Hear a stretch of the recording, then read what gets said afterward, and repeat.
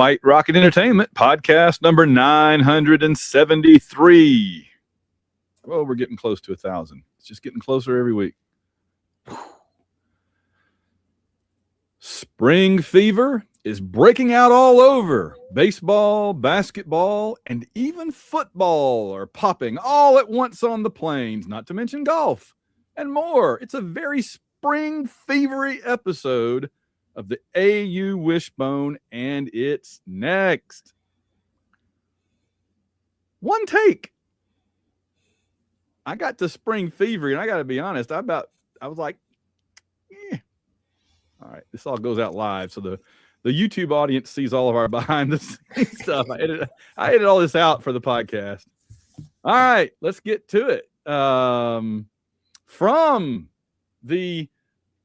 It was 93 degrees one day and 40 the next. Weather of Southern Illinois, and I'm sure pretty strange out in Eastern Virginia. It's the AU Wishbone podcast. John, how are you tonight? I'm well, Van. How are you?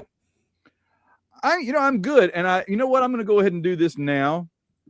We have a third banana on our show, and he had a very good weekend leading the NCAA pick'em for much of the weekend.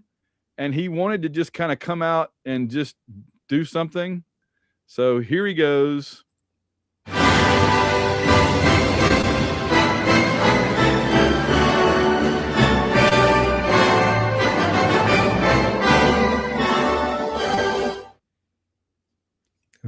Early for a victory lap there, Boris. he knows that he might not be winning, by the time it's over. He just wants to kind of savor it and enjoy it while it gets good, I think. And I can't blame him for that kind of attitude. That's the right attitude. Yeah. You got to strike while the iron is hot. So we'll be seeing more of Boris later. So we'll be talking a little bit how our NCAA tournament brackets are going or not going. Me being kind of on the bottom of the show, folks, is not fun. I don't understand how. I mean, I felt like I got a lot of them right, but apparently I missed some. But anyway, we got a lot to talk about tonight, and not just our NCAA tournament brackets, but there's other stuff going on. But before we get into any of it, and of course, we're going to start out with baseball. But again, before we get into any of it, we always have to say, it's the Auburn Fun Meter, our weekly look at how much fun it is to be an Auburn fan right now. And I'm going to jump you this week, John, and I'm going to go ahead and say I'm having a really good time. I'm at about an 8. It's been a while. Okay, that's fair. Spring football practice going. Basketball team winning some games in the NIT. Baseball really didn't, win every game, but it was a fun series, dramatic series, a lot of excitement. So I get it. I'll say 7.5, but I'm with you. Mm-hmm. Yeah, I mean, when you add it all together, and we're going to talk about the NIT, and we got stuff to say, pro and con on that and everything, and we'll get to all that in just a minute. But with the baseball team playing so well, golf, as I said, doing just intergalactically, the football, and I'm even excited about football because we got a good interview, an hour-long interview. I don't love Josh Pate, to be honest. He's not one of my favorite sports pod YouTube people. I say that as a YouTube and podcast sports person, but he does interview pretty well. I give him credit for this. He irks me sometimes because of his whole fixation on creating his own college and selling merchandise about it, which just doesn't make any sense to me. I don't know what he's talking about. But then I appear on YouTube with a small tiger, so what can I say? But he is a good interviewer, and by that I mean he asks good questions and he shuts up and lets the other person answer. Mm-hmm. And that's a good interviewer, right? No, I'm not there to hear him talk. I'm here to the other person talk, the interview subject. As somebody that's done a lot of interviews, as you and I have, it's sometimes it's hard. You start asking a question and then you realize you should have asked it in a different way, and you start changing it, and next thing you know, your question is 5 minutes long. I get it. So there's a trick to formulating your question up front, communicating it and then letting the other person go. Yes. And it's a skill. But I really liked that interview he did with Golish. I thought it was good. Yeah. Every day I get a little happier that we ended up with Golish. There was 5 minutes on the day we hired him that I was like, oh man, I thought we were going to get Summerall. And then as soon as I'll be honest with you, I had never looked that closely at him really. I'd been looking at Summerall. I didn't see any reason to go look at the guy that was like number 7 on our board, But once I did, I was like, this guy would have probably been my number 1. He's like, he came across to me as like almost like a more charismatic, more energetic young Gus Malzahn, with a little less folksy Waffle House and a little more, I could be an NFL assistant coach. And, if I weren't doing this I've said that before, kind of an energy to him, right? He seems really smart, really energetic. He's also got some of that Terry Bowden energy bouncing around in him. He's kind of a stout guy, that's kind of a ball of energy. Isn't it weird? I hadn't thought about this until we just started, and so I started telling it right now. But he's got aspects of Gus, he's got aspects of Terry Bowden, and I mean those were 2 great offensive coaches in their time. Sure. For us. So that's my thought. No, I thought it was a good interview, and I've learned a little bit about Golish and his thought process about starting at Auburn. And so that was useful, I thought. Yeah. It got me excited. That's why I was at an 8, is all I'm saying. All right. Well, let's talk about baseball. They were up to like number 4 nationally, and then welcomed in number 3, Georgia Tech, hammered them in one game, a 1-game set. And then they played a 3-game weekend run with Texas, who was number 2. Yep. So talk a little bit about that. What's the deal with that? So it was a huge, highly anticipated SEC opener series, a top 5 matchup, and every game was dramatic and record crowds, as much excitement and enthusiasm as Auburn has ever had about baseball. And if you win, Auburn only won the first game and lost the next 2 games, but every game was exciting and dramatic.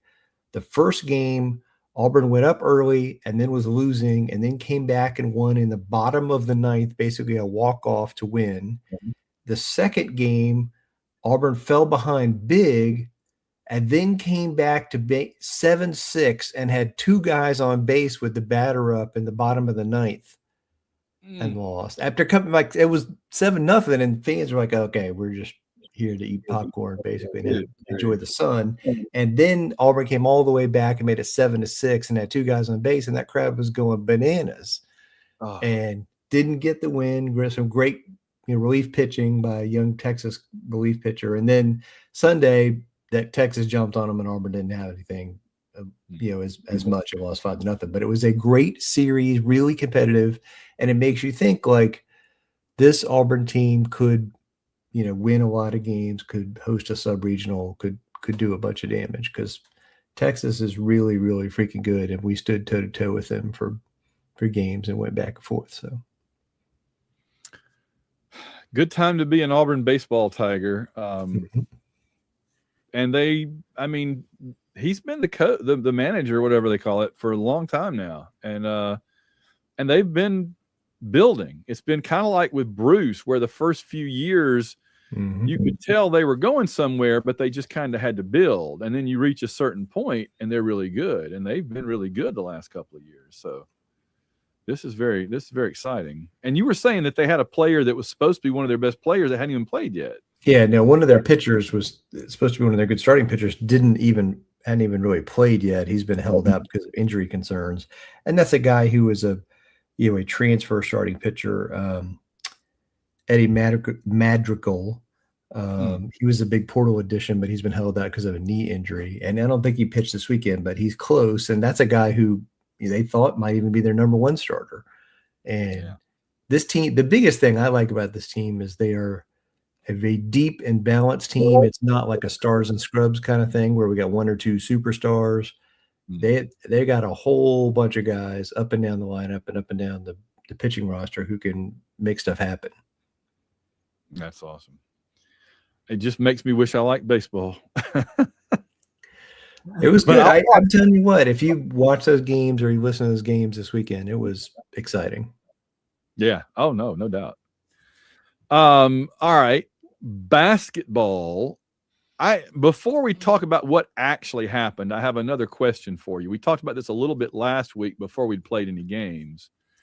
How do you feel about the NIT in general now after 2 games? I don't think my feeling has changed. I'm glad Auburn is in it. I'm glad they accepted. We had a good season, but not a good enough season to get in the NCAA tournament, but good enough to keep playing and win some games. And I think it can serve the purpose we talked about of, giving us a little positive push heading into the offseason instead of a sour taste in our mouth. So I'm good with that. How about you? Yeah, I was just thinking there's 24 teams as of today still playing basketball in the NCAA tournament and the NIT. I know there's some other tournament going on. We can talk about that if you want to, but I'm ignoring it because it's not in my world. So there's 24 teams left playing competitive college basketball right now that I recognize. 24. And 16 in the NCAA tournament and 8 in the NIT. And Auburn's one of those 24, and that's good. I'd rather be one that's still playing than one that's not, regardless. And it's not the NCAAs. I'm not an idiot, at least not on that. I get it. I understand. It's not the NCAA tournament. It's the NIT. I know. I get it. But still, we have a young coach and young players, other than the 2 Keishans. We don't even have one of them anymore. We have a young coach and mostly young players that need all the competitive, meaningful basketball against other teams, not their scout team in practice. And if not for the NIT, we would be, as I think it was it Sway that said we would just be sitting around bored, going to practice and playing video games and stuff. And instead, it took them a game to figure that out. And I get it, right? They were kind of like, well, do we want to be here or not? I don't know. And then once they it's like in football when they say, you get hit in the mouth one good time and now your mind's on the game. You gain focus real fast when somebody hits you the first time. And I think they kind of went out against South Alabama in the first half and got hit in the mouth and woke up. And ever since then, they've been playing pretty darn well. They've still got some of the same flaws that they've had all year, and that's just never going to change. That's just this team, and we can talk about it. But I know this, John. North Carolina, Kansas, Kentucky, and Florida, among others, are at home right now playing video games and going to practice. And Auburn is still planning for a competitive basketball game with a trophy at the end of the line and a banner at the end of the line. You dang right, a banner. Hang the banner. Absolutely hang the banner. The farthest Auburn has ever gotten in the NIT, and we've been in it 7 times, the farthest we've ever gotten was to the game we're about to play this time. We got that far in 2009. I did not know that. We usually lose in the first game. A couple of times we get to the second game and lose, and they're usually away. They're hardly ever in Auburn. In 2009, with Lebo, we won the first game, we won the second game, and we played a third game, and we lost to Baylor. I think at home we lost to Baylor. Yeah, because I remember seeing that the attendance was like, for the first game, the attendance was like 1,500 in 2009. The second game attendance was like 2,500, and then for the third game they had like 4,000 people in there, and they lost. So if we can pull that, we've never gone to the site of the tournament itself, right? We've never gotten off the home or away campus part. So if we can beat Nevada on Wednesday night, it'll be the first time we ever go to the NIT, which it used to be Madison Square Garden. This year, it's actually Indianapolis, the same place as the Final Four. So like all of the teams are going to be playing in Indianapolis. They just have them staggered different days. So we'll get to see Auburn play in Indianapolis. Hell, I might drive over there if that's not that far. If that's the case, I might run over there. I'm going to be in Chicago all over the weekend. I have to see when it is. Anyway, too bad it's not Chicago. I'd be there anyway. But yeah, so this is our chance to go farther than we've ever been in the NIT, which is again a dubious distinction, and I get it. Again, let me just preface this once more so that we don't get messages and emails and comments. I know it's the NIT. I get it. But it's competitive basketball that we wouldn't be playing if we were worse. And I'm glad we're doing it. Do you want to look at the previous two games, or you want to break down the Nevada stuff first? You can go into Nevada first, and then we can go back. All right. So we'll talk in a second about South Alabama and Seattle, the two games we've already won. But here's the deal. Auburn is a 9.5 favorite against Nevada. We average 83 points a game, and we allow opponents 79, which is a good indication this hasn't been a great year. Defense is not good. We average 8.2 3-pointers a game and right at 20 free throws a game, 36.6 rebounds, nearly 13 assists, and 10 turnovers a game. So kind of a mixed bag there. Without Keyshawn Murphy, we enter the game with 3 players left who are averaging double figures in scoring. Keyshawn Hall at 20 per game, Taha just over 15, Kevin Overton just over 13, and Hall averages just under 7 rebounds a game. Now, Nevada beat Liberty 73-63 on Sunday in the second round to advance. Their best player is Corey Camper Jr., had a triple-double on Saturday against Liberty. 10 points, 13 rebounds, 10 assists. That's pretty good. Elijah Price had a double-double. So they had a triple-double and a double-double in their game against Liberty. 15 points and 10 rebounds, and they had 3 other players with double figures in scoring. They shot 46% from the field, 24% from three-point line, which isn't great, 95% free throws, 19 out of 20. ESPN's analytics gives Auburn about an 84% chance of winning, with Nevada about a 16% chance. Nevada's sports writers said a couple of things I thought you might find interesting. They said Auburn is a super physical team that ranks 8th in the nation in free throw rate, 15th in offensive rebound rate, and 15th in adjusted offensive efficiency. Though Auburn doesn't defend particularly well, bottom 15 in the nation in three-point defense. Yeah, we make every team that goes up against us look like the greatest three-point shooting team in history for that game, and we'll talk about that when we get to the Seattle. Good Lord. Auburn will not overwhelm Nevada with size, but it will have a sizable edge in athleticism and is generally the toughest team on the court, especially on offense in the paint. Let's see. Get this. Against South Alabama, and this I have this up here just because I found it in the Nevada notes, but it kind of goes what I think about Nevada about South Alabama. Against South Alabama, Auburn attempted 44 3-pointers and only 17 2-pointers. That's kind of mind-blowing, isn't it? Yes, and we're going to talk about that game because I'm going to talk about this part in that game. All right. Hold that thought. Then we're going to. That number struck me as cuckoo.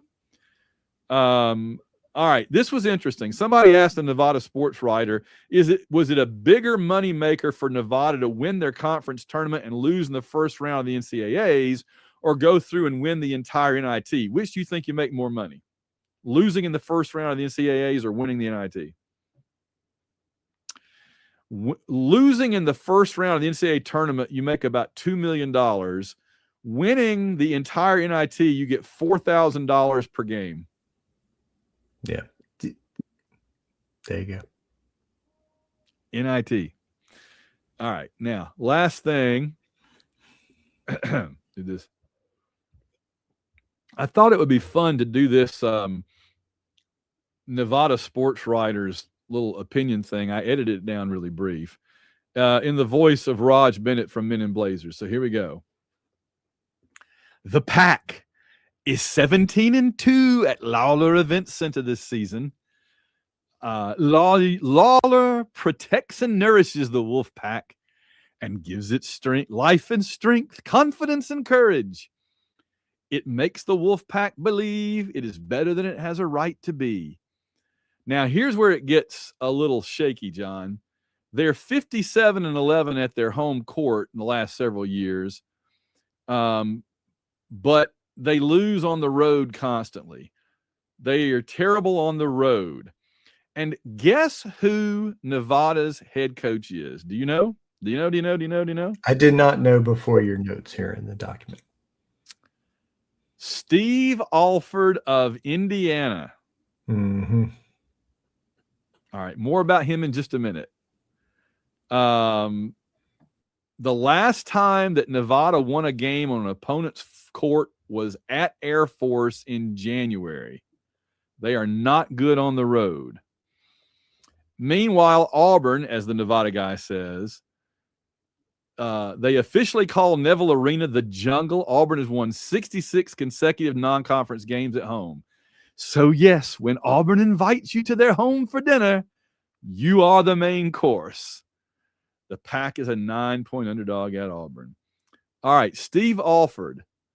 I believe his high school gym has a higher capacity than Auburn Arena, than Neville. If not, it's close.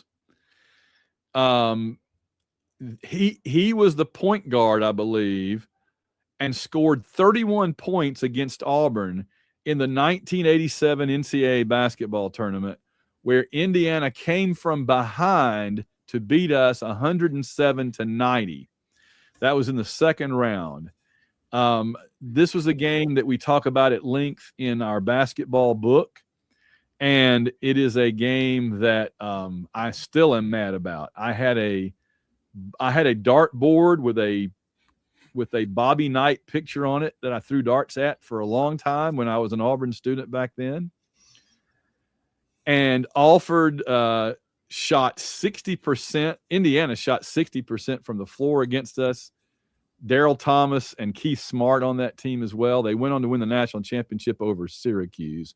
I just read John Feinstein's A Season on the Brink. It's a great, great sports book, and Alford is all in it. All in it. He was like a junior Bobby Knight, and the two of them were just – He was the lead dog for that team. The game Keith Smart made the shot in the championship game, but Alford was the main guy, the All-American on that team. That's right. And now he's the coach of Nevada. And I would love nothing more than to win on Wednesday night, beat Nevada, advance to Indianapolis, and beat Steve Alford. I like that. I could do that. That would be sweet.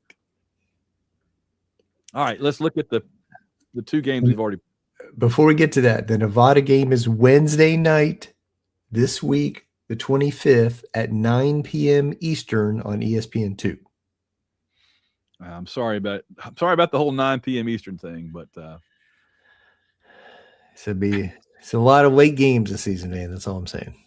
I get to sleep a little late on Thursday, and then I'm going to do classes. Then I'm going to take off for Chicago. So hopefully I don't have to stay up too late, and I'll fall asleep driving on the interstate up to Chicago. So this coming weekend is Windy City Pulp Con, and I'm not up for any awards this year, sadly. I spent last year writing that Auburn book, that one right there, along with you. But we'll see about next year. The Auburn, all they did was win. Could be a write-in candidate, I guess. So. It should be, in my opinion. But yes, it's a work of art. All right, so talk to us a little bit about South Alabama. So Auburn has won 2 NIT games, as you mentioned. The first game was South Alabama. We beat last Tuesday night, 78-67. And the big headline at the start of that game was that Keyshawn Murphy had kind of walked away from the team heading into the NIT and decided to just not play. Very, a center and a guy who had been a reliable, good leader and a good person. It was kind of shocking. Yeah, I love the guy. I was really amazed and not happy about that.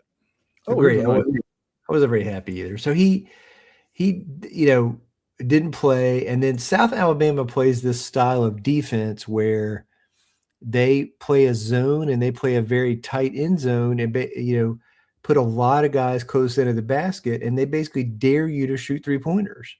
They're bringing all their guys in close. They're not playing the 3-point line, and they're like, we're going to crowd the paint and not let you get easy shots near the basket or get rebounds, and we're going to dare you to take 3-pointers. And Auburn, of course, did that, as you said. They took 44 3-pointers in that game, attempted 44. Yeah. And the second most Auburn had, and this is a common among South Alabama opponents. The second most free 3-pointer attempts Auburn had attempted in a game this year was 32. So, and most Auburn games were like 23. And we attempted 44 in that game. My sense, especially in the first half, was that they crowded the lane so much that we felt like we couldn't get a good shot off in the interior. Yeah, we couldn't. And then one of the things that changed was they started playing Caden Magwood a lot. And he came in. Stephen talked about a lot of the game, how he had been practicing great. He had good grades. He had really kept his head on straight and worked his way back to deserve an opportunity. And without Murphy, they had some minutes to spare, rotating guys around in different spots. And Magwood came off the bench and gave the team a spark offensively. He was really good. Yes, he was very good. That's what I wanted to ask you about and let me get the right team up finally there. Okay. But this was my question about that was Magwood was in the doghouse, right? He wasn't injured. He just Stephen didn't like some things about his game. I was going to say, but also I think he had some bad defensive games. And the deal is, if you're not going to play good defense, you're not getting in the rotation. Right. That's Stephen's rule is you play defense the way we want you to play defense. And in exchange, you can be a little loosey-goosey on offense, which seems to usually work pretty well, but didn't work out too well this season with some of them.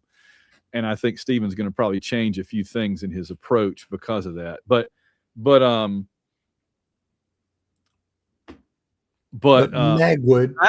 he came in and was the spark they needed. He ran the point as clean as Tahad. And honestly, Tahad makes one totally boneheaded turnover every game lately where he just isn't paying attention when he's dribbling, and he just the guy just takes it away from him and standing there flat-footed. And Magwood didn't do that. And Magwood hit some 3-pointers. Yeah. Which is refreshing. Kevin Overton misses all of his 3-pointers in the first half, and I believe he hit 7 in the second half of this game, didn't he? He did. Yeah. He'll shoot air balls in the first half. And in the second half, he's just unconscious. I don't understand it. Kevin Overton is now Mr. Second Half. Yes. Yeah. So. But no, Magwood made a big difference. They weren't getting any of that stuff, from the walk-on they had been playing as a backup to Tahad, and they needed some bench minutes for a guard. It was productive. It can't be just Tahad and Overton the whole time. And Magwood came off the bench and gave him a spark, and that really mattered in that game. And then the second game, Auburn played Seattle. It was Sunday late in the afternoon, evening, and really, Sway, Sebastian Williams-Adams had a really good game, played a lot of center, something he had not done much this season. Elijah Freeman had a great game. He's been coming on over the course of the season, and this was a very strong game for him. 19 points, 7 rebounds, 2 blocks, 1 steal.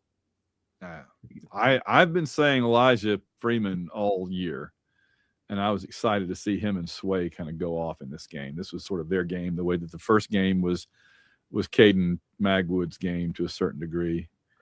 And it's just different players having to pick it up, because Tahad hasn't had a big offensive game in either one of these games. He could on Wednesday. You just never know. And Keyshawn Hall he's been okay, but in this, like in the Seattle game, he did what we needed him to do. He only scored 9 points, but he had 15 rebounds, 5 assists, and a block. So, I mean, without Murphy, we need him in there fighting for rebounds, and he did that. And his drawing attention from the defense and passing the ball made a difference in the game, I think. So that was good from Keyshawn Hall. That helped us. He's good at breaking the defense down. Like, he'll line up with a guy and he'll kind of size him up and shift around and dribble the ball a little bit and dance a little bit and kind of get you to commit to something. And then he'll either shoot or drive past you or make the pass. And it doesn't always work out what he does next, but he's good at that part of it at least. And he often does draw a foul when he does that too, going to the, attacking. And I've said this forever, I mean, if you want to, we've got a soundboard section of stuff that you've said that we put together, that somebody put together. If you wanted to do that for me on basketball, it would be, I want a point guard that attacks the rim. Yes. We really haven't had one of those. Tahad every now and then does, and he's very good when he does it, but he doesn't do it that often. And I mean, Jared Harper did it to great effect when he had to. I still think Javon McCormick was one of the best we've ever had at that. He was so physical and strong, would go in there and attack it. He was explosive. Yes, and we haven't had guards that could do that the last few years. But Magwood has a little bit of that. He does. Yeah. So, I mean, I wish we had Murphy, but because, man, playing Jovic at center is like, when they come out to do the face-off, where they throw the ball up in the middle, I'm just like, this is a waste of time. We should just not even send anybody out there. Just let them have it, because we're not going to get it. It's just so weird to have a team that's this short, relatively speaking. Everything's relative. Yes. This is like the shortest Auburn team in 20 years, it seems like. I don't know, but all right. So Seattle, did we were talking about did we transfer? Okay. We talked about Seattle a little bit. I think the other difference with Seattle is, like a lot of Auburn opponents, they had a great day shooting the 3-pointer. They're not, they're a defensive team and not a good offensive team. Seattle is. Against Auburn, they took their second most 3-pointers of the season. And I think it was the most they had made in any game this season. Let me double check. I'm going to say they're that like was the most. Yeah. Oh yeah. Teams always get their most against us. They made 16 3-pointers against Auburn. The next most they had made was 12 in a game. And most of their games, they're making like 7. Yes. So they're like retroactively rethinking the entire season now. But no, it's not you, it's us. But the thing of it is, there were several factors, okay? Of those 16 3-pointers they made, it seemed like they made like 10 of them in the last 2 minutes of the game. Yeah, we were up big and they were just chipping away. Yeah, they got hot and we're chipping away. What also had changed, Sebastian Williams-Adams fouled out. He got like 3 fouls in 45 seconds. Yes. And he went from 2 fouls to fouled out in less than a minute. And it was so fast that our coaches didn't realize and left him in. They just couldn't believe that he had just picked up 3 fouls, bang, bang, bang. And so he stayed in and ended up fouling out. And without him in there, we lacked the interior defense, and then they pop it back out and they were making those threes. So I'd like to think, I mean, I do know that we let teams get their most 3-pointers. We are the cure for your 3-point slump. We need a Jones Barbecue and Foot Massage commercial for come on down to Stephen Pearl's 3-point shooting cures. You having trouble shooting a 3? That's no problem. Line up against our boys. You'll be knocking them things down left and right. Yoo-hoo! I mean, that's what it's like, and they just line up. Yeah. So I don't know why is it that, I mean, I know that Stephen Pearl's answer was we're not good at defense. And there's something to be said for that, but why is it that these teams all have career days against us? Again, I think we don't have a bunch of really good perimeter defenders. There's no Denver Jones in this roster, for example. Yeah. And then also I think when we switch and stuff, then it's easy for the other team to get us in situations where where our defenders are out of position and there's an open guy at the we're doubling somebody or near the basket, or they've driven a guy into the basket and we all have to leave our man to go help, and then the 3-point guy is open. So yeah. So the semifinals and the finals will be coming up in Indianapolis, just like the Final Four, if we can take care of Nevada. I was going to see if I could find us a nice Nevada. I don't see one. Oh, well. No. Have we played them before? It feels like they feel like a team we've played, but give me a second. In the last couple of years. They've got, but like I said, they got a guy that had a triple-double. They got another guy that had a double-double. And so, yeah, let me see if here's the updated NIT. Man, I'm having to click on 8,000 things to, all right, let me see if I can throw the NIT's current bracket up so people can get a sense of where we are. It's we have not played Nevada before. We have only played UNLV. Okay. So we beat South Alabama. We beat Seattle, who took out St. Thomas. And now we get Nevada that took out Liberty and Murray State. The Racers. I did read that we are the only high major team left. I guess that means Oklahoma State lost. And Wake Forest. And Yale, even if you count them. They don't count for that. Yeah. So here's what we got left. Auburn and Nevada. Illinois State and Dayton. More about that in a minute. New Mexico and St. Joseph's. Squawk. The Hawks. The Hawks. And Cal. Tulsa. No, Tulsa. Yeah. Cal's out. Oh, my bad. Yeah. St. Joseph's, Tulsa, and Wichita State. The Shockers. So I'm not afraid of New Mexico, St. Joseph's, Tulsa, or Wichita State. I feel like we got a good shot if we can get past Nevada.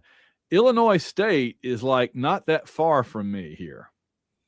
In fact, I believe that's where Mira went to the girls' state, that, like civics weekend camp thing on their campus. And we didn't have to drive that far to get to Illinois State. So I'm hoping they beat Dayton. I'm going to take a flyer on Illinois State beating Dayton. Wait. There you go. And that would put us up against, who do you like out of the other side if we get past Nevada and I have no idea. Mexico, St. Joseph's, Tulsa, or Wichita State? Yeah, all the high majors are gone but us. I feel like we can do this. I'm thinking Tulsa, maybe. Tulsa Gabbard. I like the Shockers. Oh, the Shockers. Oh, the Shockers. Shockers. All right. What am I doing here? There we go. I'm trying to close this stuff out so I can get back to our show notes. Now we're going to move on to football. Yeah, that's it. So what's going on Auburn football, John? Well, we've had a couple of days of spring practice, so not a ton is going on yet. We haven't had a scrimmage or anything serious yet. And a lot of the first practices are just getting, guys going through drills and coaches working on technique and that kind of stuff. So nothing huge, or there's no position battles or anything yet. What did we learn? Man, there's a little bit of differences, but between how this coaching staff coaches and how other coaching staffs coach, and we've seen a little bit of that. There's a number of players that are in yellow non-contact jerseys. I think that's useful and important. Linebacker Marcus Riddick, offensive lineman Stanton Ramil, who's a signee from Michigan State, is going to be one of our tackles. Wide receiver Sam Lamar, safety Jack Luttrell, who's a signee from Arizona, offensive lineman Jacob Strahan, tight end Jonathan Eccles, and Champ Anthony, our defensive back, who played a lot the last couple of years, is back but was banged up at the end of the season, had surgery. So all those guys are practicing but wearing non-contact jerseys or doing other things besides full contact stuff. And I think that's situation normal, right? In football, guys get banged up and they get tuned up in the offseason with surgery, and then you have to wait for them to get healthy. But there's some guys in here that we expect to play, and so we need them to get through that and learn the systems and stuff. There's a big motto on the wall of the indoor practice facility stuff that says, "Be who you say you are," which I like. Be who you say you are. So what do you take that to mean? Back it up? Yeah, well, but back it up, but also you say you're a committed, reliable person, show it. Don't talk about it. I like do the things you need to do to be ready for practice and, ready for school and all those kind of things, and show up to practice ready to do everything you got to do. So, and then the other thing, they have turned in this first week of practice basically into a huge recruiting event. There were a lot of high-profile recruits from all around the South at these practices, and that helped with a lot of energy too. Is that common? Have we done that before? Not to the same level we're doing it right now. I think some of it is a scheduling thing, right? Okay. Where a lot of kids are out for spring practice so they can go visit schools. And visit different colleges, but some of it is also they're being intentional about, we know we're going to have a bunch of energy and enthusiasm these first days of practice. So we want to have bring the high school players in, and they also know they're behind because other teams had coaching staffs in place recruiting some of those guys. So they need to engage and build some relationships with them. So I think it makes a lot of sense. Absolutely. I was thinking, well, if this is such a great thing, why did we do it before? Why didn't we do it before? They always had Big Cat Weekend and all that kind of stuff. So right before spring practice a lot of times. Okay. And if you stick with our program, we're here in our 15th season coming up, mind-boggling as that is. But if you stick with us, and if you don't know the show, what John and I do every summer as the season is about to begin is we do the infamous barbecue show, where John and I both go out and procure delicious barbecue, and then we eat it on the air, and it tells us the win-loss records of every team in the SEC. And every time they expand the dang conference, it just means we're up later eating more barbecue. They're really trying to kill us, John. We go to 24 teams, and we may have to make it a 2-episode thing or something. I don't know. We have to have the CPR, the clear down here. Intervention from my doctor at that point. So. Oh my gosh, yeah, you are not cleared. You're wearing the non-barbecue jersey for the barbecue show. You're not cleared for full barbecue contact. That's good. But so the reason I say that now is for those that don't know, other hosts of podcasts and YouTube videos and whatnot, they casually throw out their quote game predictions unquote willy-nilly. We don't do that. We hold game predictions to be sacred and inviolate. And so what John and I do is we only give them out once a year during the barbecue show, and we do not give any win-loss predictions anywhere else other than during the barbecue show. So that's why I put the schedule up here, and I'm not going to say how many games we should win or how many games we should lose or how many games we will win or anything like that. All I'm going to say is what I've been saying ever since this schedule was released. This is the most 1987, 1983, something 85, something like that schedule in decades. The two oddballs that keep this from being a perfect mid-80s schedule are Baylor and Arkansas, right? Because we wouldn't be playing Baylor or Arkansas, but we might be playing one of them as a non-conference game, including Arkansas back then.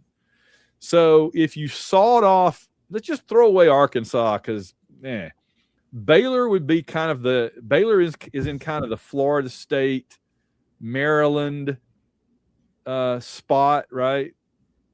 Southern Miss used to always be on our schedule in the 80s. We played them every year. And then Florida, Tennessee, Georgia, and Alabama, along with Mississippi State. But this one really does go to 11 because we've also got LSU, Vanderbilt, and Ole Miss that we didn't used to play every year. But that's okay. They'd rotate in sometimes. So what do you think about this schedule? Just what's your overall impression of it? I said it's like a very 80s schedule. What do you think? It's 5 SEC road games. That's number one when I think about the schedule. And that 5 SEC road games, including Georgia and Alabama. So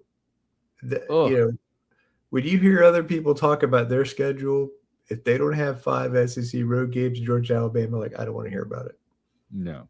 So, yeah, no, that's a good point. But at least we do have Florida at home, LSU at home, so that'll be fun and get some revenge on Vanderbilt hopefully. But anyway, yeah, I look at that and it's certainly going to be an interesting schedule the next year in 2027. It's a season probably worth a book. I came up with a title for our book, but I will not give it away on the air. I came up with a title. I'm going to run by you and see what you think before we do anything. But I think I got the title. But the other thing was one of the things that makes this schedule so mid-80s is that it has the teams it has, but there's no Texas and there's no Oklahoma and there's no Texas A&M and there's no Missouri, right? It's as much who's not on here as who is. So this is the most 80s schedule we're probably going to have for the next 30 years. Oh, yeah. So enjoy. Southern Miss makes it the 80s schedule, too. Yeah. Southern Miss and then Florida and Tennessee, along with Alabama and Georgia, right?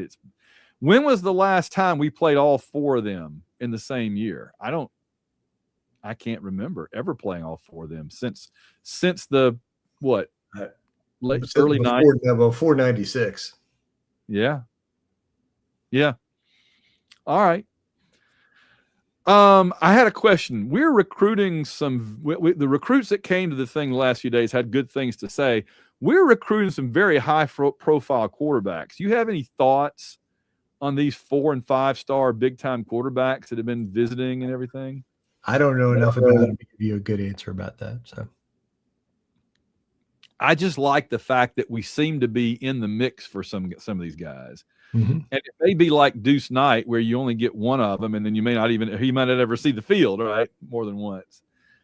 But I want to be in the mix, and I figure with Golesh, if we're ever going to be in the mix for top quarterbacks, this seems like the coach.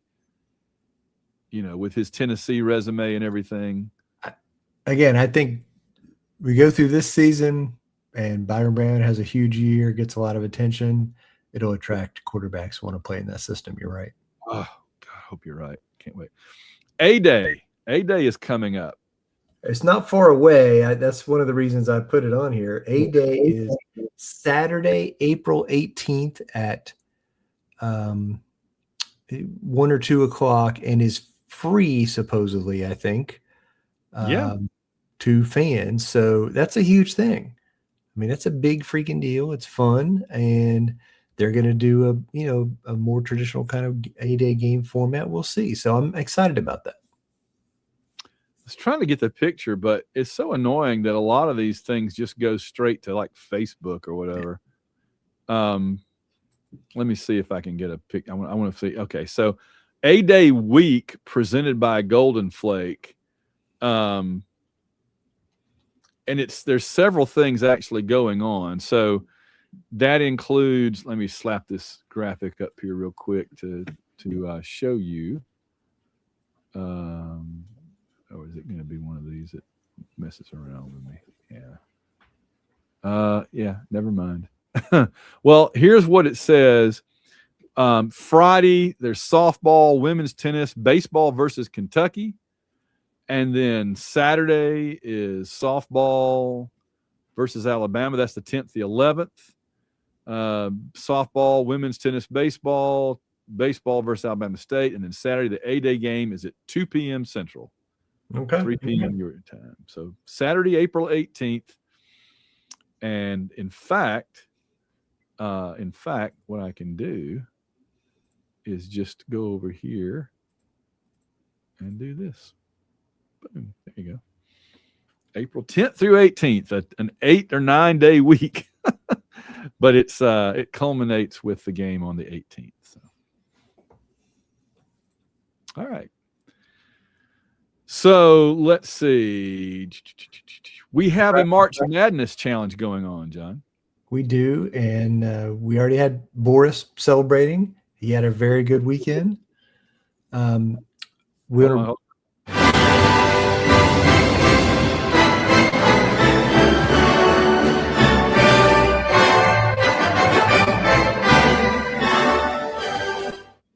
He's doing the little hand wave.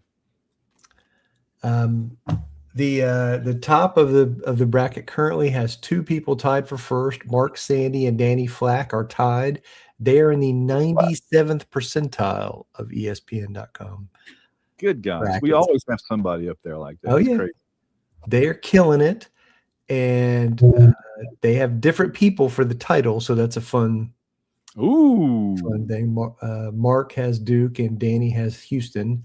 And then there's a group that are tied right behind them that's tied basically they're tied for first. Everybody else is tied kind of one step back, and that includes Michael Park, Luther Ottaway, Preston Settle, George Gaston, Bradley Blackman, Boris the Tiger, G Money, and John Ringer. So Boris and I are tied right there. I see you. I got Boris. I got my eyes on you right here. So I want to point out some great patron names that were people named their brackets pretty good. George Gaston named his March Sadness. Thought that was pretty good. David Garner's Hello Misery, My Old Friend. Indeed. Let me see who else I really liked. I already called out Chris Como's Nitpicking. Thought that was pretty good. So NIT picking. I know one that's gotten a lot of attention around our house this week. What, Boris's bracket? No. Oh. There's one toward the bottom. Okay, hold on. There's Pearl Jam by Ted Smith. That's pretty good. Bradley Blackman's Thank God for Baseball. Ian Pridgeon's is Smoke Weed Every Day. That's a good one. Smoke weed every day. There you go. Ryan McWilliams is Sad Tiger Noises. Still going. Disputed Bracket Champ. It's pretty good by Todd Robinson. There's one when you see it, you will understand why it has not gone over well with certain people around here. It starts out to beat. See, I'm just scrolling by it somehow. There. Shall I tell you? Tell me, go. Oh, to beat a stuffed animal, Clay Henson's bracket. But he's currently not beating that stuffed animal. No. No, he's not. And Boris is taking great pleasure in that. So yeah, but Boris was in first place much of the weekend, and he was insufferable. He was just going around the house constantly, just going, Jones barbecue foot massage. That's not what he was doing. He was going, you do see what he's wearing now, right? I see the royal robes.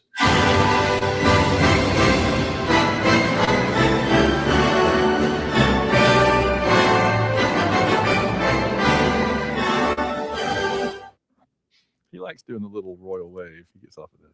He enjoys that. He just had to do it one more time just to get it out of his system. And of course, I'm doing horribly, even though I don't really understand, because my entire brackets are still in good shape. I can still win I picked Arizona. I think you did too, right? Yep. And I don't know why I've got so few points, because it feels. But anyway, also in our competitive leagues, the Fantasy Formula One League, there was not a race this past weekend, but we do have Suzuka, the Japanese Grand Prix, coming up. But you still have an opportunity to sign up if you're a patron. You want to jump in. There's only been a couple races. You got plenty of time to jump in and have fun with that. Yes, I'm not happy. This is just such an unpredictable season that you could jump in and grab, like, 5 drivers that normally wouldn't be chosen and do quite well, because the people that got Max Verstappen, he didn't finish one race and finished like 8th in another. So, it's just a total crapshoot right now as to who to have. That's why I didn't make I usually freak out and make wholesale changes to both of my teams after like 1 or 2 races, because I'm like, oh, I picked the wrong ones. Oh no. This time I'm like, let it ride. Right? This just if as long as you got like a Mercedes and a Ferrari in there, I feel like you're pretty good. So anyway, we got a race coming up this weekend, so we'll have some more results for that. We do have to thank the patrons. So let me. All right. The AU Wishbone podcast is presented to you ad-free thanks to all of our great patrons via patreon.com. Visit www.auwishbone.com and click on the big orange button to become a patron. One thing I always forget to point out, too, is if you enjoy the witty repartee on this show, our network has 3 other channels that you can check out.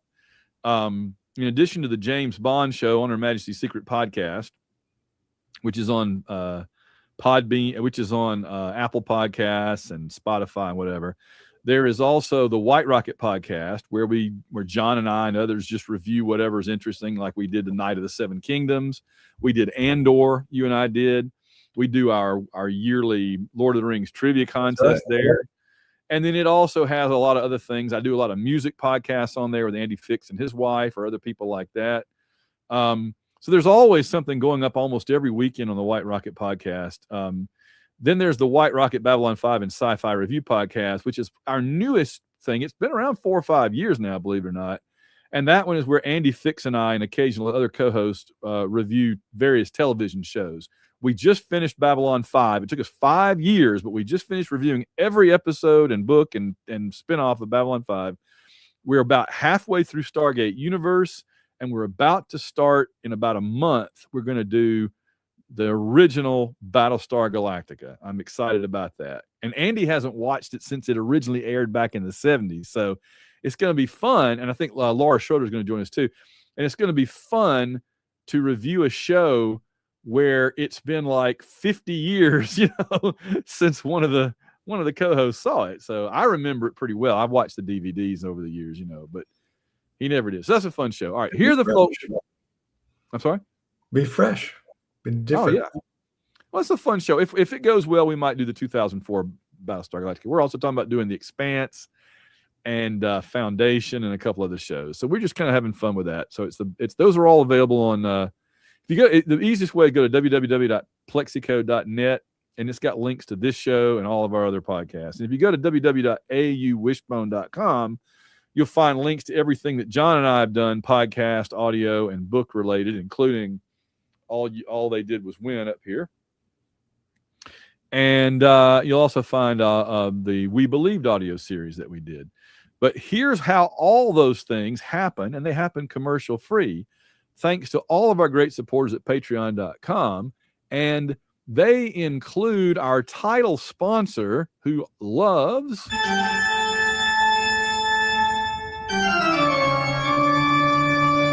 that's the great Samuel Salvatore. More of that in just a minute.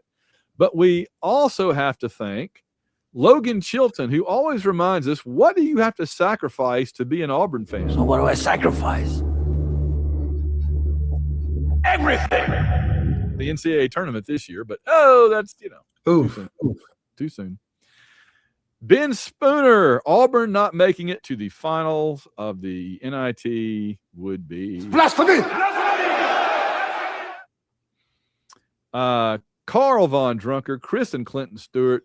Baseball is straight up killing it right now. Please clap. Earl Ricks, Phil Amthor now giving Vanna John a break from the sound clips since the dismal years are over, I hope. I hope so, too. Amen. Richard Stevens, Steve Trawick, Ann Pridgeon, Shane Bailey, Susan Trawick, Willie Carden, Wynn from Norman, Oklahoma, Gary Grant, a.k.a. AU fan at KSC. Oh, that reminds me, we have a Guess the Game. I just got to go download it out of my email in a second. William Morgan, Bradley Blackman, Eric Morgan, Michael Kirshner, War Eagle, John and Van, David WDE Salmons Esquire, G Money, who was up there pretty close to the top there for a while, if I recall correctly, Rich Reimer, Steve Harlan, Wes Atkinson, Dan Thompson, a few more patrons, then back to the authorities. Catherine England, Will Summerford, no one fights like Gaston, War Eagle always, Jacob and Robin Fleming, Mickey B, Winston Body, washed up fantasy F1 team principal. I feel that way every year, man. Brandon Smith, Daniel Odom, 2008-09 Taliban Wrangler World Champion, H-Town Danny, WDE Richie, Chris Hilton, Bob, WDE Salmons, Auburn University Debate Team 74-75, and Kurt Sleazy Schweitzer. Take a breath. Algo Rhythm and Blues, Rusty Owens, goodbye, Hugh. Luther and Kelly Ottaway, what music band do farmers listen to when they are bringing in their harvest? Hall and Oates. Yep, I said it. Who else we got? Todd Robinson, undisputed 2012 doubles badminton intramural champion. That's like the one intramural thing I never tried. Chad McDowell, Auburn football's Elvis, Wade Ward, Reynolds Wolf. Reynolds has a new YouTube show now, apparently. I saw him talking about a teacher that he had back in school on his show today on one of the social media. It was really good. Reynolds tells a good story. You know what I mean? He's a raconteur when he wants to be. Or we've read some of his letters on this podcast that he's a very eloquent person. Absolutely. Philip Martin, Jeff Hunter, David G is the health and safety rep for Jones Barbecue and Foot Massage. Jones Barbecue and Foot Massage. When we were cooking, Maddie and her fiance came down for Mira's birthday over the weekend, and we were frying up chicken fingers, and I did the whole bring it on down. You got it. We'll put it in the fry. That whole thing. He does that whole thing like we'll put candy bar. We'll put it in the fry. You got it. Whatever. We'll put it in the fry. This is a dinosaur. He's standing next to like a Barney guy. He goes, this is a dinosaur. I love that. It's so good. Alex and Michael in Singapore. My old stomping grounds. Although Alex and Michael, the thing that continues to bug me is when I lived there was no Universal Studios theme park. So I read a lot on the beach, which was fine. I think it was probably preferable. I can go to Universal in Florida. I don't need to do that in Singapore. Mark Margolis, Ashley Lamar, Timothy, Russell Milling, Randall Walker, David Simpson, Josh Teal, Tony Perry, Rob Morgan, Patrick Williams says to AU Wishbone. Whether you like it or not, learn to love it because it's the best thing going today. Woo! Instruction Tiger, Papa Todd, Cato the SEC Pick'em champion, Stephen Houston, Kevin Mahan, Blake Heron, Sarah Hines, Sasquatch, 7-time North America hide and seek champion, last year's BB basketball bracket winner, Tim Pittman, our own Boris the Tiger. I'm not playing it again, Boris. Charles Mooney, did you know all the fried food in Athens is cooked in Greece?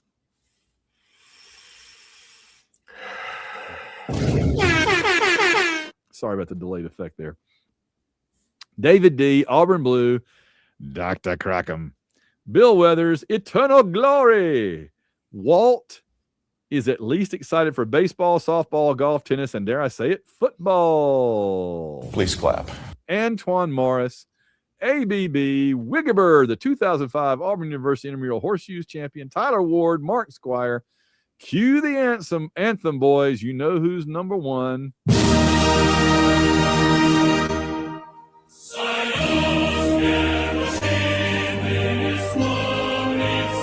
Auburn, number one.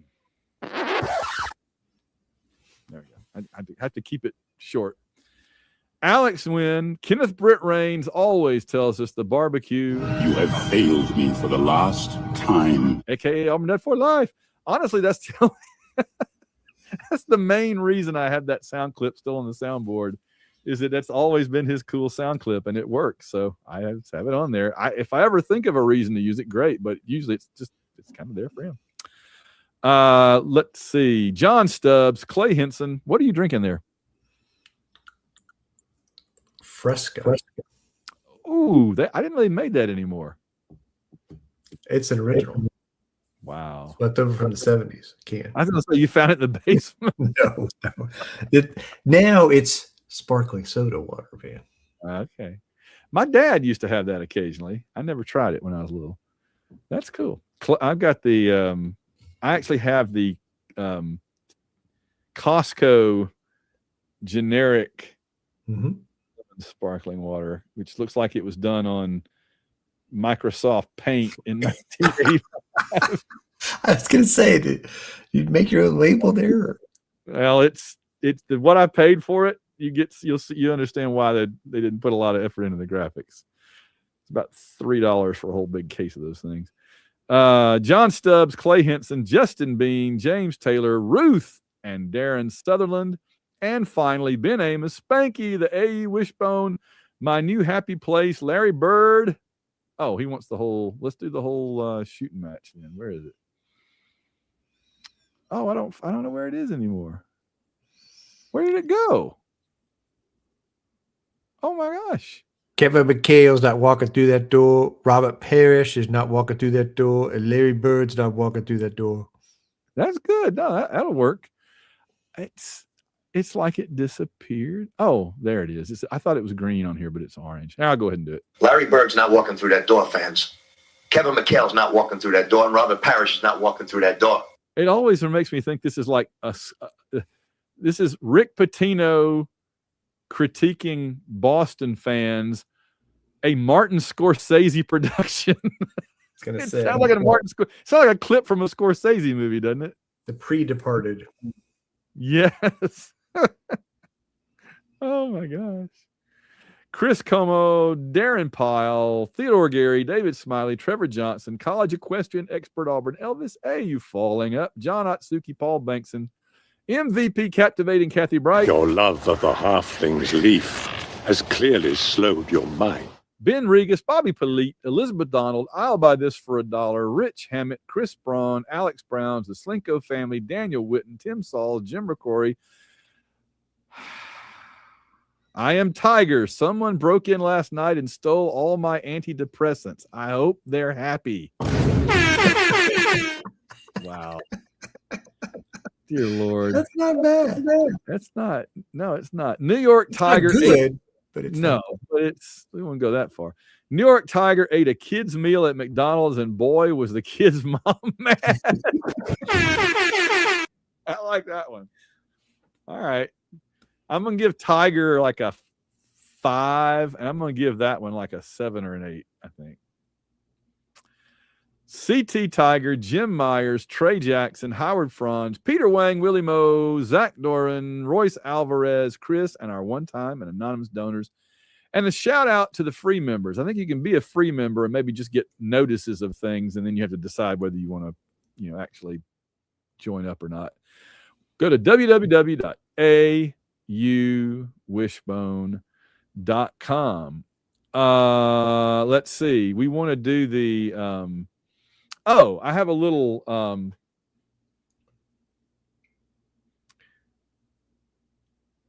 I wanted to mention this. This is just kind of neat. So Roger Bennett, who does Men in the really the mastermind of Men in Blazers, he did a book a couple of years ago that was really cool, kind of his biography called Reborn in the USA. Really, really fun book. He did another book now called about the World Cup. I can't think what it's actually called, but it's about World Cups. And he talks about every World Cup since he was a kid and kind of what it meant and what was going on. And when he gets to kind of the present, he's talking about Men in Blazers. And the thing that really amazed me about it that I wanted to mention to you, John, and to our audience is, you know, they did so many things on Men in Blazers that inspired me and gave me ideas that, hey, let's do something like that. And listening to his audiobook of the World Cup book, almost everything they ever did on there was just spontaneous. They just they didn't have it planned out, and they didn't have a way to finance it, and they didn't have it all set up in advance. And it was always hanging by a shoestring, and yet they presented it in such a way that it felt like it was just natural. And of course they did that. And of course that worked out, And it was just really impressive to me. If you're like an entrepreneur or interested in getting into something new and whatever, and you want to be inspired, listen to Raj in those last few chapters of that new book about the World Cup, where he talks about starting the Men in Blazers network and the podcast and everything. And it's really amazing how he just happened to, he met Michael Davies, who's not with the show anymore because he's the producer of like Jeopardy and Who Wants to Be a Millionaire and stuff. And so he kind of had to step away from doing the fun, soccer podcast with Raj. But they met at a wedding. And they were the only two people that were didn't want to be there, and they were watching soccer on like a little TV in the kitchen or something at the wedding. And then they're like, "Well, hi, nice to meet you." And then let's do a podcast together. Next thing you know, they're Men in Blazers, right? So, and I never knew where the name came from exactly, but they said that Men in Blazers comes from the idea that when we were all kids, all the authority type figures in sports, like ABC, Wide World of Sports, and all, were Blazers. Gold ones or blue, whatever. Mm-hmm. Every network had its own color blazer for the sports people. And I never really thought about that, but it's true. Because remember, ABC had like the kind of gold ones. Oh, sure. Jim McKay and whoever would wear, remember, on Wide World of Sports? The agony of defeat. So anyway, I just thought that was really neat. And David Wright and I, talking about other shows, David Wright and I, who's been on the White Rocket show many times and had us on his 1984 show recently, he and I are talking about doing like a 3 or 4 part series coming up this spring about the World Cups that we remember, because they meant a lot to both of us individually and the U.S. team, and kind of how the U.S. did that year and what it was all like. And there are World Cups that are significant to him in his life, different from the ones that are to me. So we're just going to walk through them and talk about what they meant. So that should be fun. I'll have more update on that coming up. Let me go ahead and if I were to ask you, because I want to download Jared's questions, his guess the game. If I were to ask you, who is your worst coaches in the world this week, who would you say? Ooh. Well, the North Carolina coach had a big lead on VCU and lost. Hubert Davis. He's probably on the list. He's got to be. Fans are not happy. No. One coach is coaching the defending national champion and lost as a 1 seed. It didn't make it to the second weekend. Yeah, that's a coach I covet sometimes. And even though I'm happy with the one we have now. And they kind of got outplayed in the last 10 seconds of that game. I think those are the two that I definitely think about. What about Kentucky Pope? Yeah, they spent a lot of money on that roster supposedly, and it didn't matter. Like, the heat is going to be on him. They got to do some damage. I don't think they go fire him right now, but they got to do some damage next year. He's in trouble. Still haven't beat Auburn. Kentucky hadn't under him. Well, that's just too bad. So let's give them a retroactive.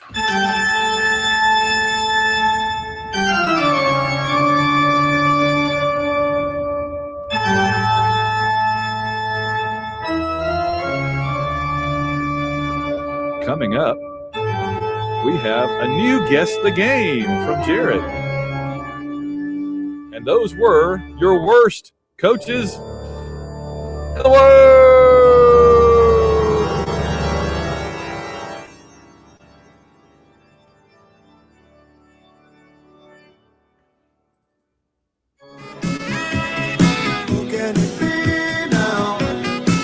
Hello, Van, John, the rest of the AU Wishbone family. This is Jared Albrecht, the yard sale artist, here with Guess the Game number 164. Guess the Game 164 is brought to you by Bob Salmons.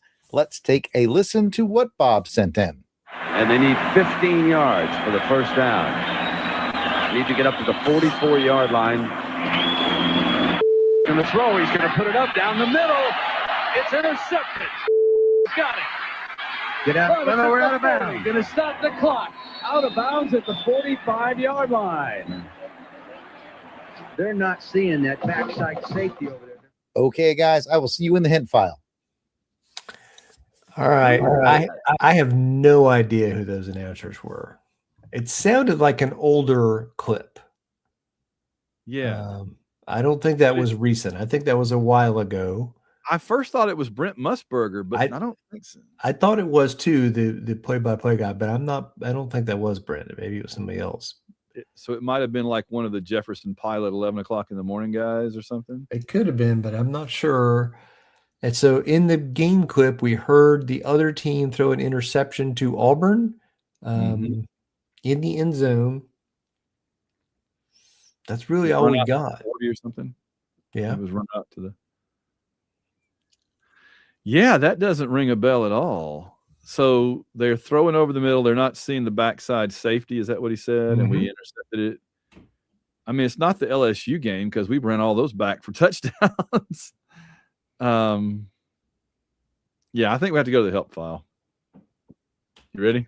Yeah. Here we are in the hint file. Let's get rid of those bleeps and give it another listen. And they need 15 yards for the first down. They need to get up to the 44-yard line. Wilfel's going to throw. He's going to put it up down the middle. It's intercepted. Robinson's got it. Get out. No, we're out of bounds. Going to stop the clock. Out of bounds at the 45-yard line. They're not seeing that backside safety over there. Okay, I'll see you in the answer file. All right. Well, Werfel to Robinson. Yeah, but I was going to say that could be no. There's a big clue here. I know which one it is. I was going to say it could be 93 or 94. But here's the clue. That was Brent Musburger. And the 93 team was not on TV. Bingo. So it must be 94 Florida. Bingo. Here we go. Okay, John, Van, I have eternal confidence that you guys figured out that this is Auburn playing Florida in 1994. I want to thank Bob Salmons for sending that in. If you'd like to be like Bob and send in a play for Guess the Game, I can be found at Yard Sale Artist on X, Facebook, and Instagram, or you can email me directly at Jared, that's JARROD, at theyardsaleartist.com. Until next time, Van, John, Ward. You know what I said when I saw Jared's email with Guess the Game in it today? What'd you say? My fellow Americans, our long national nightmare is over. But of course, I then said, And I am the King of England. So you never know. You never know what to believe around here. But we need you to be like Bob Salmons and send in a Guess the Game idea to Jared. That's right. Jared is like waving the flag and saying, Assemble the army! Of contributors of Guess the Game clips. That's right. That's right. That was a good one. That was good. I feel like we worked together, we sorted it out, and we used all available clues to our.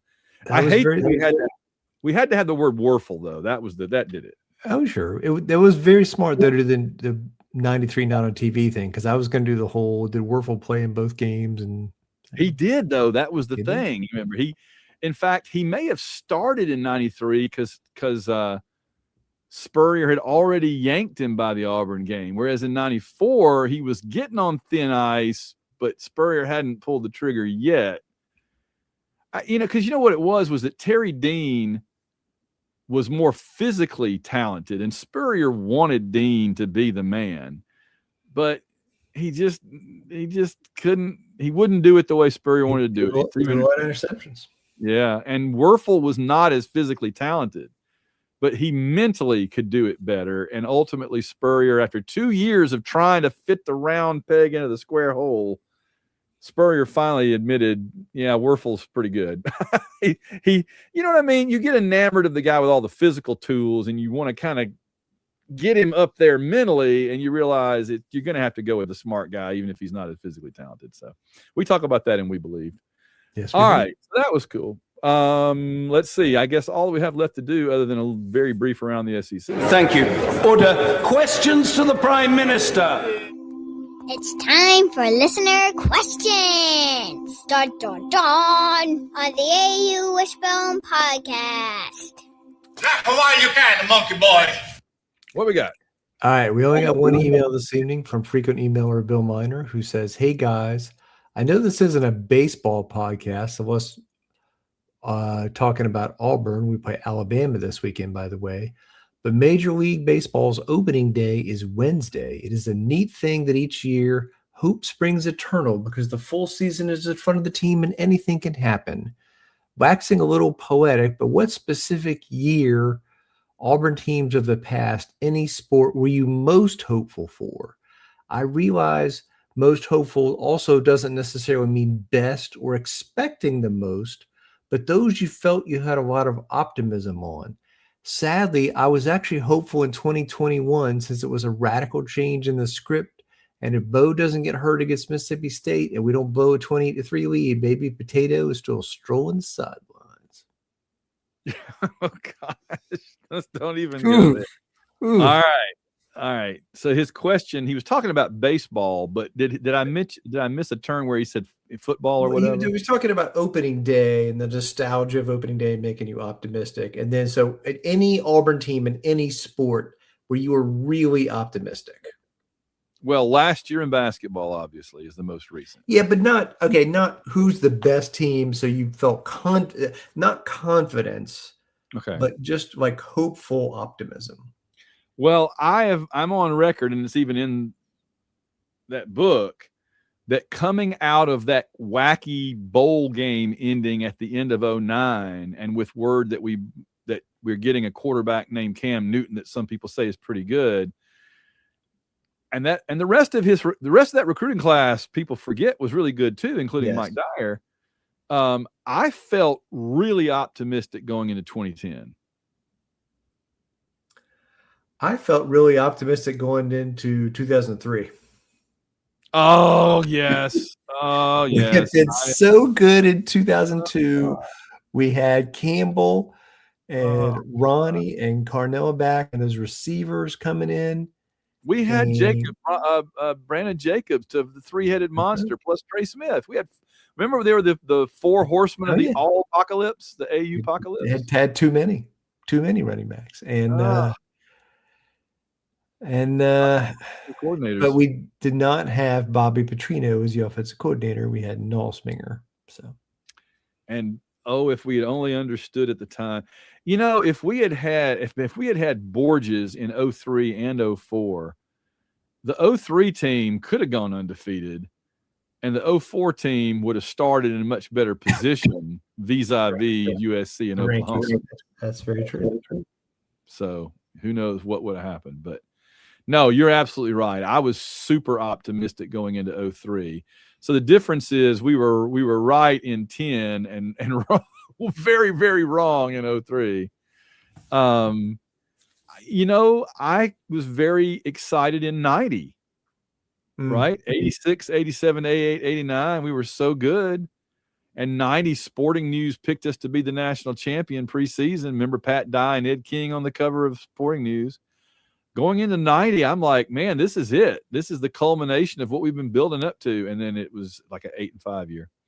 Is that the year Florida annihilated us? Yes. Yeah, because football and the SEC changed that year. Yeah. Think about this. Florida, the year before in 89, scored 7 points on us. And that was because we fumbled on our 5 and Emmitt Smith jumped in from the 5. The next year, they scored 48. That was the sea change.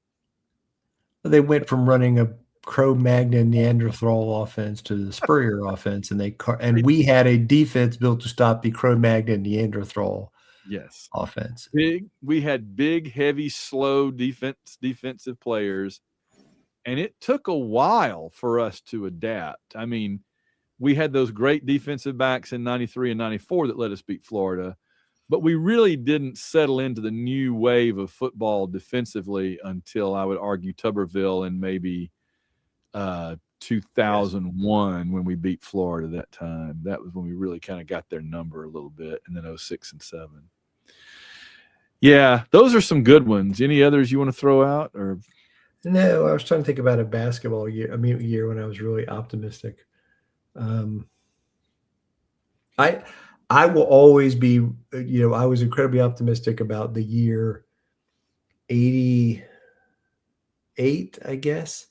We had the Chris Morris, Mike Jones, Jeff Moore, and with all three of those guys, we had a very strong team and we could do a bunch of damage. We played Georgia Tech in Atlanta at Christmas time, and I was very excited about the game because they were coming off the Final Four run the year before, maybe Georgia Tech. Yeah, but I felt pretty good about us in that matchup because of those three guys. Then, of course, Mike Jones was declared ineligible, and Jeff Moore breaks his hand on the basket and on the rim in that game, and it really was just kind of the Chris Morris and John Kaler show after that. Yeah, and Chris Morris, to give him credit, he carried him as far as he could. He was a great player. I love Chris. Top 5 draft pick. That guy was a stud. Love Chris Morris. So great. Yeah, no, I agree. That was a good one too. Yeah, and then after that, it all kind of fell apart for Sunday's teams. Yeah. All right. Well, I think we're to the tail end here. Any final thoughts? Oh, you had us around the SEC? I just want to talk a little bit about the SEC has had a better NCAA tournament than I expected, I guess. I thought the SEC was great last year, had a lot of obvious top teams, but I thought other than Florida, the rest of the SEC wasn't quite as good as they were last year. It might take a step back, but SEC's been 13-6 in the tournament. The only other conferences that are close, the Big East is 4-1, and the Big Ten is 13-3. So, funny thing, I think that the only SEC team that lost in the first round was Missouri. I think there was only one that lost. A&M? Yeah, A&M. I think they were the only one that lost in the first round, and then several lost in the second round. Obviously, so did Georgia win its first? Georgia lost in the first round too. Okay, all right, I'm off. Maybe I'm wrong. I may be thinking about Thursday as opposed to Thursday and Friday. That may be what it is. Okay. So yeah, well, good. I know, I agree, and it makes me feel a little bit better about a very young, inexperienced Auburn team with a new coach. Just on the bubble, barely missing the NCAA, considering the SEC was apparently better than we gave them credit for. So that's good. All right. Is that good? We ready to wrap it up? Let's call it. Our time is up. We thank you for yours. War Eagle, John. War Eagle, man.